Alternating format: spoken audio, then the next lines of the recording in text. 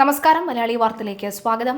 മധ്യപ്രദേശിലെ വിനോദസഞ്ചാര മേഖലയെ നടുക്കിയ ഈ ഭർഗി ഡാമിലുണ്ടായ ബോട്ട് ദുരന്തത്തിന്റെ അവസാന നിമിഷങ്ങൾ വെളിപ്പെടുത്തുന്ന വീഡിയോ പുറത്തുവരുമ്പോൾ അടിസ്ഥാന സുരക്ഷാ സംവിധാനങ്ങളുടെ ദയനീയമായ തകർച്ച വെളിപ്പെടുത്തുന്നതാണ് ഈ ദൃശ്യങ്ങൾ.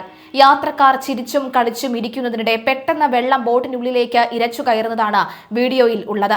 നിമിഷങ്ങൾക്കകം സന്തോഷം നിലവിളികൾക്ക് വഴിമാറുകയായിരുന്നു. ബോട്ട് മുങ്ങിത്തുടങ്ങിയതിനു ശേഷം മാത്രമാണ് ലൈഫ് ജാക്കറ്റുകൾ അഴിക്കാൻ പോലും ജീവനക്കാർ തയ്യാറായത് എന്ന ദൃശ്യങ്ങളിൽ വ്യക്തമാണ്.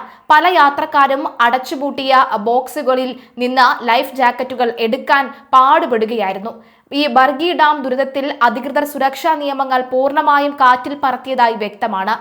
ഇൻലാൻഡ് വെസൽസ് ആക്ട് 2021 പ്രകാരം ഓരോ യാത്രക്കാരനും ലൈഫ് ജാക്കറ്റ് നൽകണമെന്നും അത് കൃത്യമായി ധരിക്കണമെന്നും നിർബന്ധമാണെങ്കിലും ഇവിടെ ആ നിയമം ഗുരുതരമായി ലംഘിക്കപ്പെട്ടു. 29 യാത്രക്കാർക്ക് മാത്രം അനുമതിയുള്ള ബോട്ടിൽ 40-ലധികം വിനോദസഞ്ചാരികളെ കയറ്റി. അമിതഭാരമുള്ളതായി ക്രൂസ് സഞ്ചരിച്ചത്. കൂടാതെ മണിക്കൂറിൽ 50 കിലോമീറ്റർ വേഗതയിൽ കാറ്റും മോശം കാലാവസ്ഥയും ഉണ്ടാകുമെന്ന് കാലാവസ്ഥാ വകുപ്പ് ഓറഞ്ച് അലേർട്ട് മുന്നറിയിപ്പ് നൽകിയിരുന്നിട്ടും അത് അവഗണിച്ചുകൊണ്ട് ബോട്ടിന് യാത്ര തുടരാൻ അധികൃതർ അനുമതി നൽകുകയും ചെയ്തു. രക്ഷാപ്രവർത്തകർ കണ്ടെടുത്ത മൃതദേഹങ്ങളിൽ മറീന മാസിയും 4 വയസ്സുകാരൻ മകൻ ത്രിഷാനും പരസ്പരം കെട്ടിപ്പിടിച്ചു കിടക്കുന്ന നിലയിലായിരുന്നു. മരണത്തിലും ആ അമ്മ തന്റെ കുഞ്ഞിനെ വിട്ടു നൽകിയിരുന്നില്ല.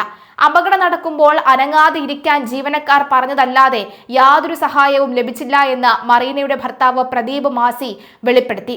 വൈകുന്നേരം 6:15 സന്ദേശം ലഭിച്ചെങ്കിലും ഔദ്യോഗിക രക്ഷാസംഘം എത്താൻ വൈകി. ഇവർ പോകാനിരുന്ന വാഹനം സ്റ്റാർട്ട് ആകാത്തതും തിരിച്ചടിയായി. ഈ കാലതാമസത്തിനിടയിൽ പ്രാദേശിക മത്സ്യത്തൊഴിലാളികളും കർഷകരുമാണ് 15-ലധികം പേരെ ജീവിതത്തിലേക്ക് തിരികെ കൊണ്ടുവന്നത്. ബർഗി ഡാം ദുരിതത്തിന് പിന്നാലെ കടുത്ത നടപടികളുമായി സർക്കാർ രംഗത്തെത്തി. സംഭവത്തെ തുടർന്ന് മധ്യപ്രദേശിലെ മുഴുവൻ ക്രൂസ് ബോട്ട് ഈ മോട്ടോർ ബോട്ട് സേവനങ്ങളും വാട്ടർ സ്പോർട്സ് പ്രവർത്തനങ്ങളും മുഖ്യമന്ത്രി ഡോക്ടർ മോഹൻ യാദവ് റദ്ദാക്കി. ഗുരുതരമായ വീഴ്ചകൾ കണ്ടെത്തിയതിനെ തുടർന്ന് ക്രൂസ് പൈലറ്റ് മഹേഷ് പട്ടേൽ, സഹായി ചോട്ടേൽ ഗോഡ്, ടിക്കറ്റ് കൗണ്ടർ ഇൻചാർജ് ബ്രിജേന്ദ്ര എന്നിവരെ ജോലിയിൽ നിന്നും പിരിച്ചുവിട്ടു.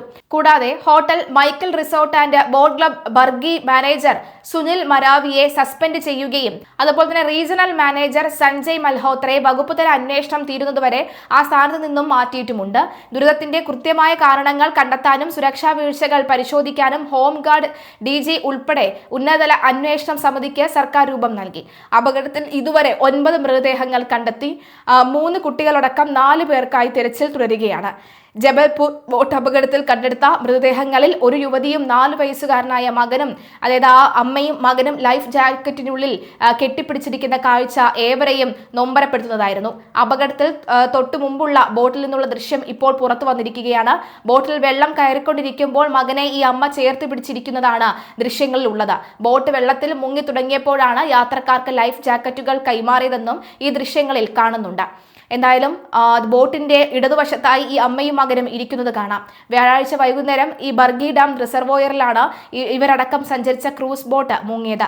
അപകടം നടന്ന മണിക്കൂറുകൾക്ക് ശേഷം കണ്ടെടുത്ത മൃതദേഹങ്ങളിൽ ഈ അമ്മയുടെയും കുഞ്ഞിന്റെയും മൃതദേഹവും ഉണ്ടായിരുന്നു.